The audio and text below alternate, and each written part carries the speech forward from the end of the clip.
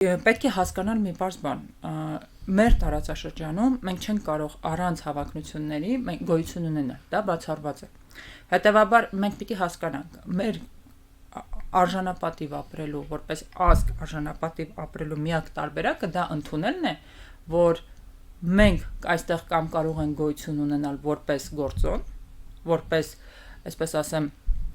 քաղաքական լուրջ հավակնություններ ունեցող քաղաքական սուբյեկտ, պետություն, եւ պետք չէ վախենալ այդ հայրենատիրություն բառից, ես հատուկ եմ շեշտում այս բառը, որովհետեւ վերջերս բազմաթիվ հանդիպումների, այսպես ասեմ, շրջանակներում բոլորին միանգամից վախեցնում է եւ խրտնեցնում է, երբ որ մենք առաջ ենք բերում, որ սա շատ կարեւոր հարց է, պետք է սրա շուրջ ունենանք համաձայնություն, որը, ասենք, ինչ որ ճանապարհ անցնելու համար, բոլորը միանգամից վախենում են։ Եվ պետք չէ վախենալ դրանից, պետք չէ վախենալ սեփական իրավունքների մասին հիշատակումից այն մտքով, որ եթե ես խոսեմ, ասենք Արևմտյան Հայաստանի մասին, Թուրքիան իմ դեմ պատերազմ է սկսել։